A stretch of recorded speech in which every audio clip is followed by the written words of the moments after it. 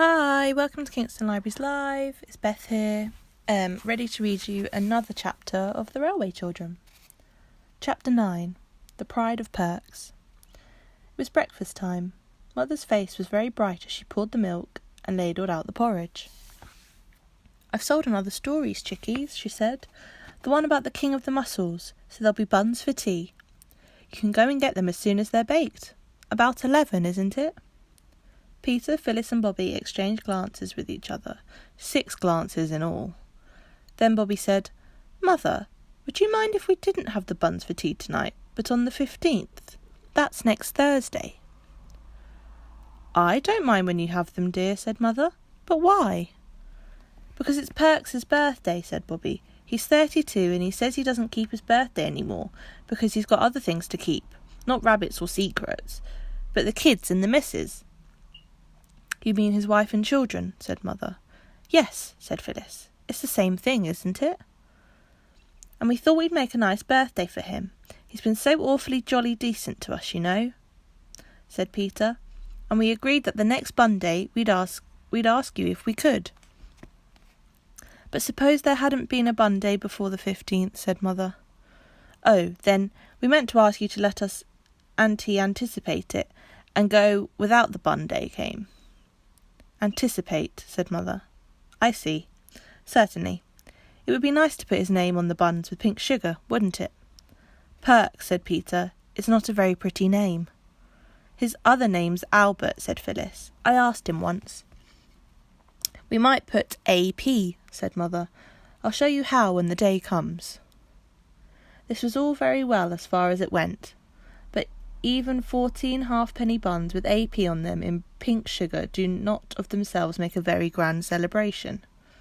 "There are always flowers, of course," said Bobby, later, when a really earnest council was being held on the subject in the hayloft where the broken chaff-cutting machine was, and the row of holes to drop hay through into the hay racks over the mangers of the stable below. "He's got a lot of flowers of his own," said Peter. "But it's always nice to have them given to you," said Bobby, "however many you've got of your own. We can use flowers for trimmings to the birthday, but there must be something to trim besides buns." "Let's all be quiet and think," said Phyllis. "No one's to speak until they've thought of something." So they were all quiet and so very still that a brown rat thought that there was nobody left in the loft and came out very boldly.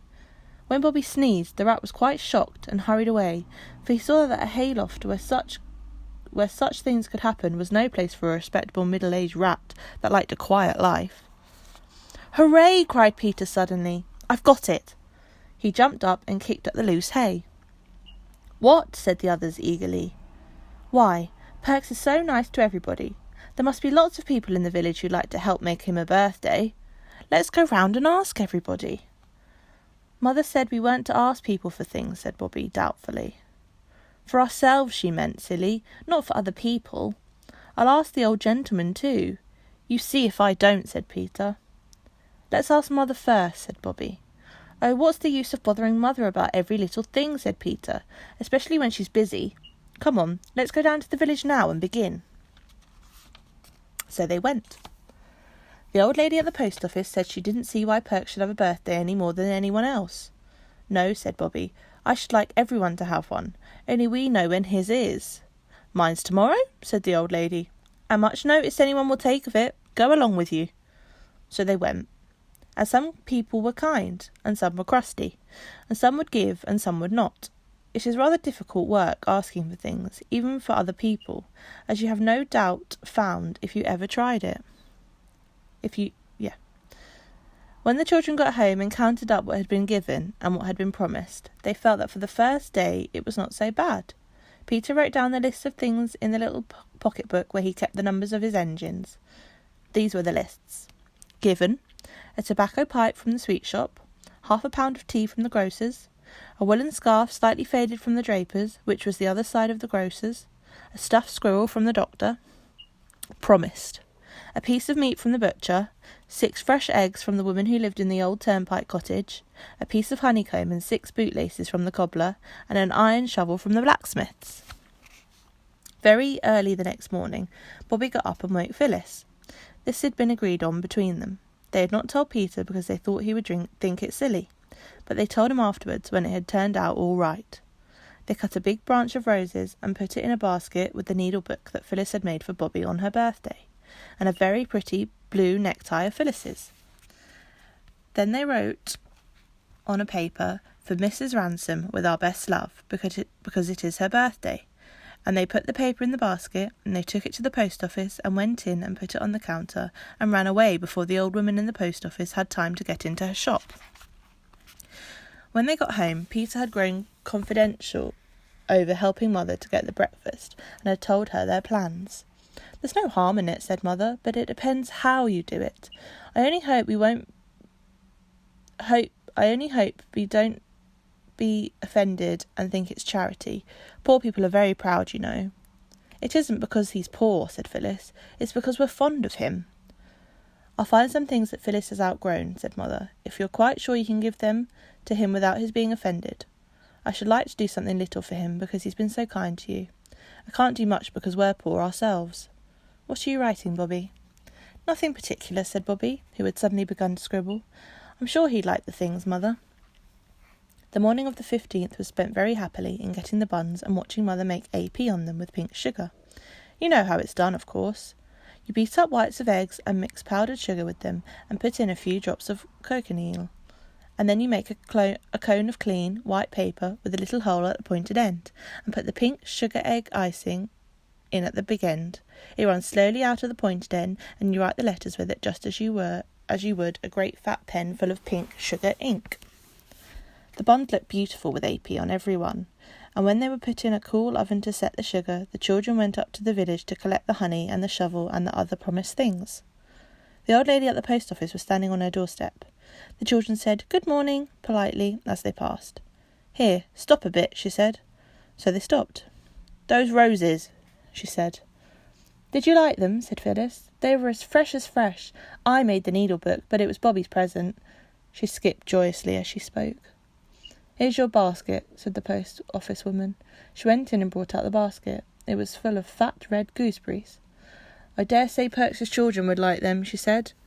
"You are an old dear," said Phyllis, throwing her arms around the old lady's fat waist. "Perks will be pleased."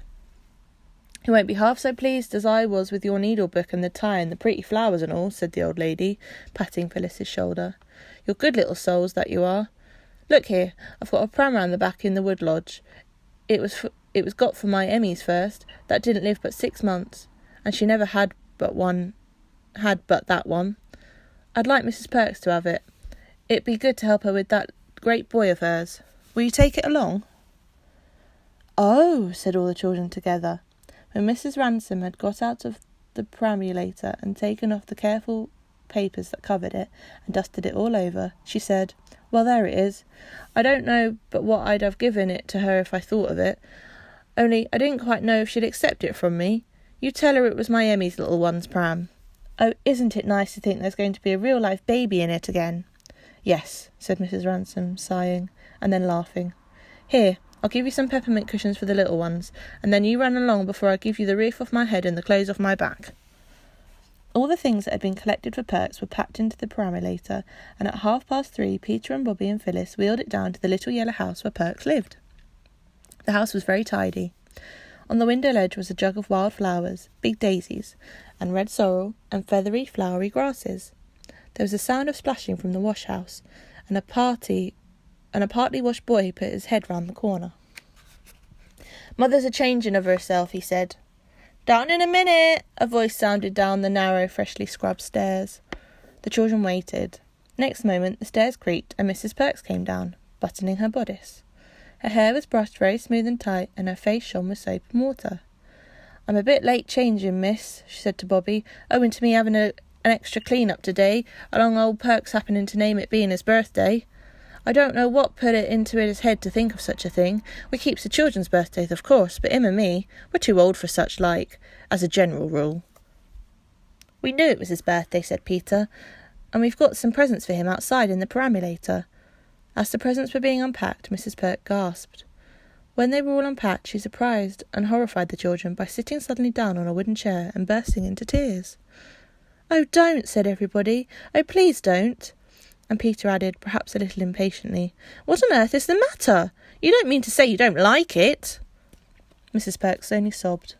The Perks children, now as shiny-faced as anyone could wish, stood at the wash-house door and scowled at the intruders.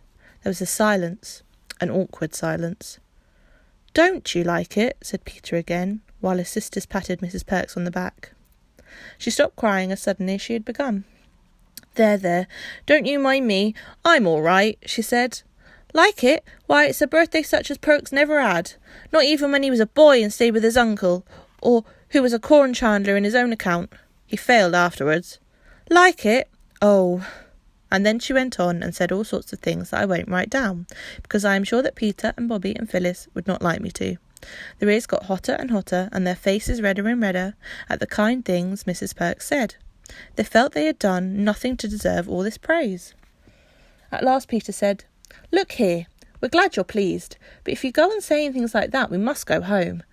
And we did want to stay and see if Mr. Perks is pleased too, but we can't stand this." "I won't say another single word," said Mrs. Perks, with a beaming face. "But that needn't stop me thinking it, need it? For if I ever—" "Can we have a plate for the buns?" Bobby asked abruptly, and then Mrs. Perks hastily laid the table for tea, and the buns and the honey and the gooseberries were displayed on the plates, and the roses were put in 2 glass jam jars, and the tea table looked, as Mrs. Perks said, fit for a prince. "To think," she said, "me getting the place tidy early, and the little uns getting all the wildflowers and all, and never did I think there'd be anything more for him except the ounce of his pet particular that I got a Saturday, and been saving up for him ever since. Bless us, he is early." Perks had indeed unlatched the latch of the little front gate. "Oh," whispered Bobby, "let's hide in the back kitchen, and you tell him about it. But give him the tobacco first, because you got it for him. And when you've told him, we'll all come out and shout, 'Many happy returns!'" It was a very nice plan, but it did not quite come off.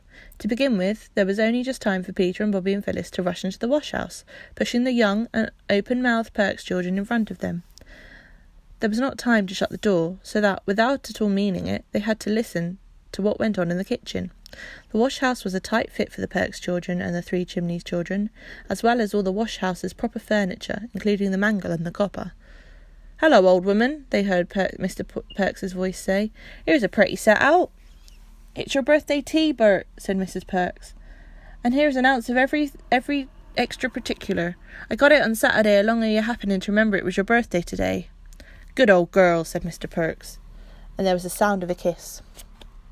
"But what's the pram doing here? And what's all these bundles?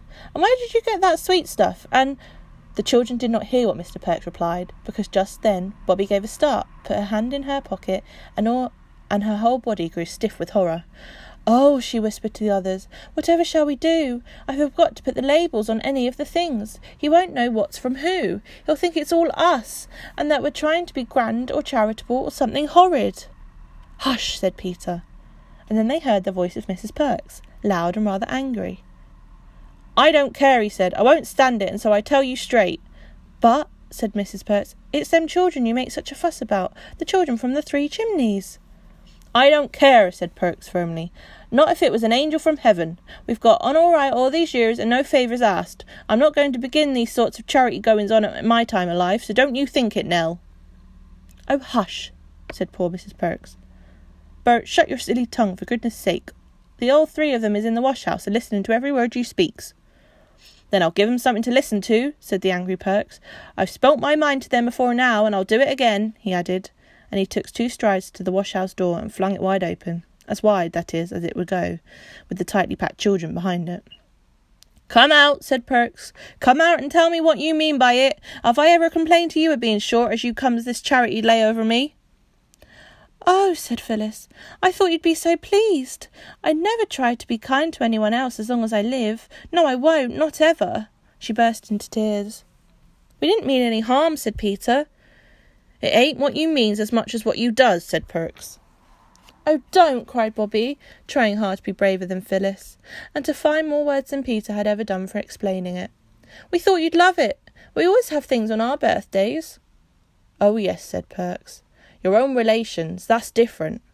"Oh, no," Bobby answered, "not our own relations.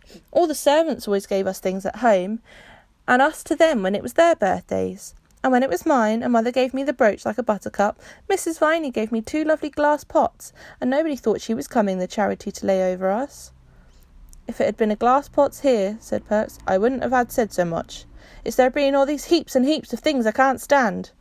No, nor won't neither." "But they're not from all of us," said Peter, "only we forgot to put the labels on. They're from all sorts of people in the village." "Who put 'em up to it, I'd like to know?" asked Perks. "Why, we did," sniffed Phyllis. Perks sat down heavily in the elbow chair and looked at them with what Bobby afterwards described as withering glances of gloomy despair. "So you've been round telling the neighbours we can't make both ends meet? Well, now you've disgraced us deep as you can in the neighbourhood. You can just take the whole bag of tricks back where it came from. Very much obliged, I'm sure. I don't doubt that what you meant by it was kind, but I'd rather not be acquainted with you any longer if it's all the same to you." He deliberately turned the chair round so that his back was turned to the children. The legs of the chair grated on the brick floor, and that was the only sound that broke the silence. Then Bobby spoke. "Look here," she said, "this is most awful." "That's what I says," said Perks, not turning round. "Look here," said Bobby desperately. "We'll go if you like, and you needn't be friends with us any more if you don't want, but we shall be friends with you, however nasty you are to us," sniffed Phyllis wildly. "Be quiet," said Peter in a fierce aside. "But before we go," Bobby went on desperately, "do let us show you the labels we wrote to put on the things." "I don't want to see no labels," said Perks, "except proper luggage ones in my own walk of life. Do you think I've kept respectable and out of debt on what's I get, and her having to take in washing to be give away for a laughing stock to all the neighbours?" "Laughing," said Peter. "You don't know." "You're a very hasty gentleman," whined Phyllis. "You know you were wrong once before about us not telling you the secret about the Russian. Do let Bobby tell you about the labels." "Well, go ahead," said Perks grudgingly. "Well then," said Bobby, fumbling miserably, yet not without hope, in her tightly stuffed pocket. "We wrote down all the things everybody said when they gave us the things, with the people's names, because Mother said we ought to be careful, because... But I wrote down what she said, and you'll see." But Bobby could not read the labels just at once. She had to swallow once or twice before she could begin. Mrs. Perks had been crying steadily ever since her husband opened the wash-house door. Now she caught her breath, choked, and said, "Don't you upset yourself, Missy. I know you meant it as kind, even if he doesn't." "May I read the labels?" said Bobby, crying onto the slips as she tried to sort them. "Mother's first. It says, 'Little clothes for Mrs. Perks' children.' Mother said, 'I'll find some of Phyllis's things that she's grown out of if you're quite sure Mr. Perks wouldn't be offended and think it's meant for charity. I'd like to do some little thing for him because he's so kind to you. I can't do much because we're poor ourselves.'" Bobby paused. "That's all right," said Perks. "Your mum's a boring lady. We'll keep the little frocks and what not now." "Then there's the perambulator and the gooseberries and the sweets," said Bobby. "They're from Mrs. Ransom. She said, 'I dare say Mr. Perks' children would like the sweets.' And the perambulator was got for my Emmy's first. It didn't live but 6 months, and she'd never had another one. I'd like Mrs. Perks to have it. It would help with her fine boy. I'd have given it before if I'd been sure she'd accept it from me. She told me to tell you," Bobby added, "that it was her Emmy's little one's pram." "I can't send the pram back, Bert, and I won't, so don't ask me." "I'm not asking anything," said Perks gruffly. "Then the shovel," said Bobby. "Mr. James made it for you himself, and he said, where is it? Oh yes, here. He said, 'You tell Mr. Perks it's a pleasure to make a little trifle for a man as is so much respected.' And then he said that he wished he could shoe your children and his own children, just like they do the horses, because, well, he knew what shoe leather was."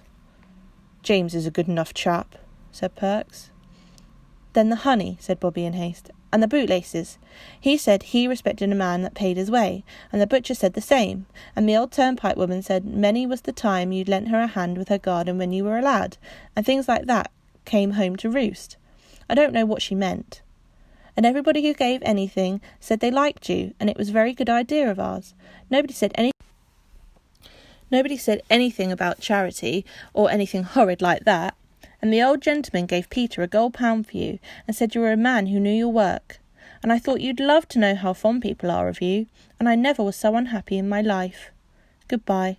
I hope you'll forgive us some day." She could say no more, and she turned to go.